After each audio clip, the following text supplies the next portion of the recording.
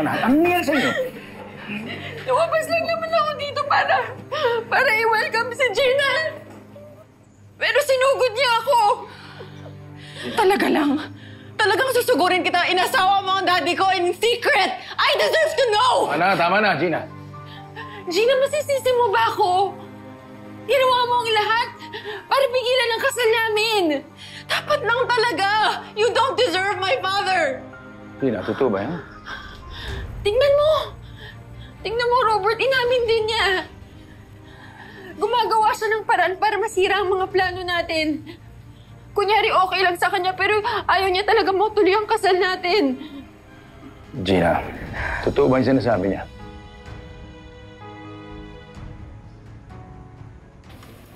Ano na? May date pa ako ha. Baka mainip yun. Aalis talaga yun. Di alis yun. Kailangan ng 1.5 mo. Grabe ka naman sa akin, mother. Anong akala mo sa akin? Nagbubuking ng mahal? Pero bakit pa kasi tayo nagtitenga dito? Anong meron? Pag tuwing nagpa-party kayo, may mga nagtatalakan eh. Oo. Di ba? Piling ko may sabong mamaya. Eksena na naman. Tumigil na kayo. Walang ganun. Party ni Betsy to. Siya ang bida. At walang pwedeng umepal na kahit sino at magtatangkang sumira sa moment niya bilang bagong asawa ni Robert.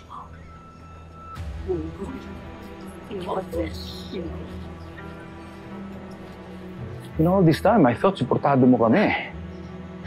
So, ito yung sinasabi niya. You're lying to me. You've lied to me all this time. Yun ba? Gina. Sorry, Dad. Sorry. O diba guilty ka nga? Pinipeke mo lang kami. Sinasabotahe. Kaya siguro sinira mo yung wedding dress ko. No! Hindi ako yon. Dad, that wasn't me. I swear! Pero dinideny mo rin na tutol ka sa wedding namin. Yun inamin ko, Dad. Umabol talaga ako dito para mapigilan ko yung kasal niyo. Because this is wrong. She's wrong for you. Bakit mo nasabi, ha? Tinigil mo? Why? Change my mind? Yes. Gina, wala kang karapatan para husgahan siya. I chose her to be my wife.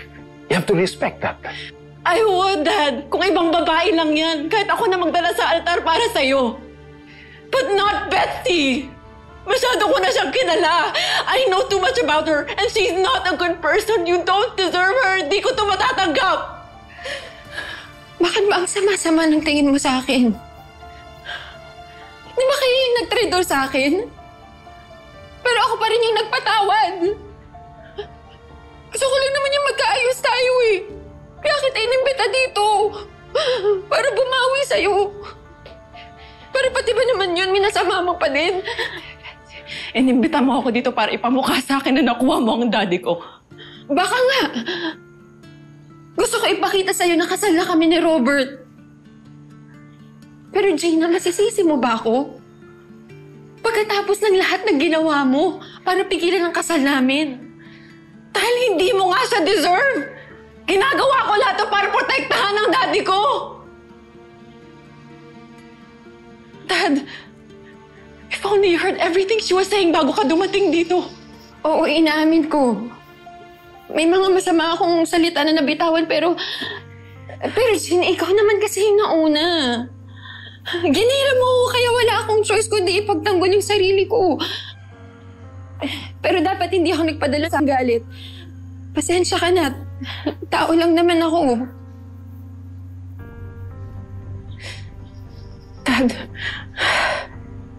Dad, inaamin ko nagkamali ako. Dapat hindi ako nagpanggap. I needed you to delay this wedding. To delay? I needed you to delay it because... Why do I have to delay? So I can change my mind? Yes! Kailangan makita mo ang tunay na kulay ni Betsy. I wanted you to see who she truly is.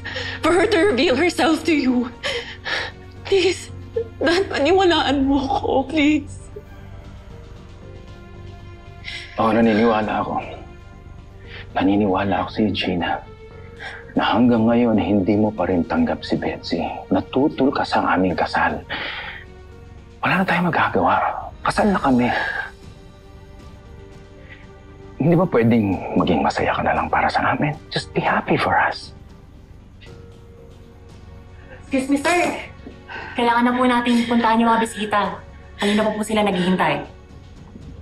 Tara na po sa reception.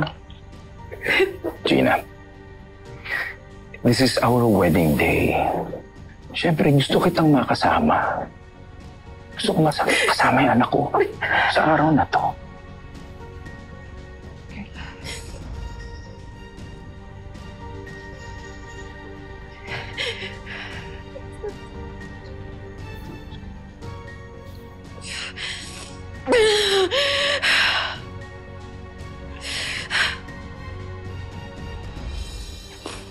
Kinasal na talaga sila.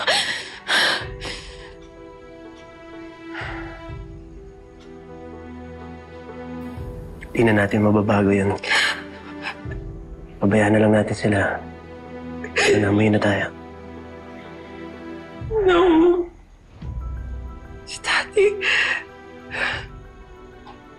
Naasahan niya ako. Pumunta ako sa kasal niya.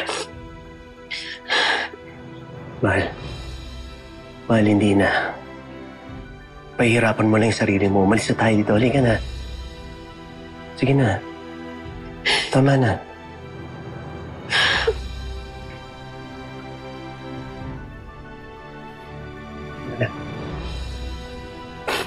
Tama na. Thank you. Salamat. Salamat sa pagpunta. Salamat sa pagpunta. Salamat. Salamat. Salamat sa pagpunta. Salamat, ha? Everyone, let's give our congratulatory greetings to Mr. and Mrs. Rodriguez. Salamat, Salamat.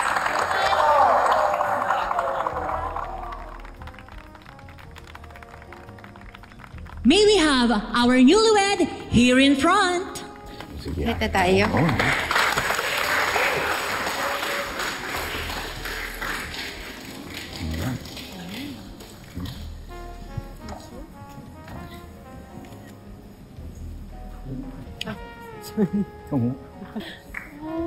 Let's all raise our glasses to the newlyweds.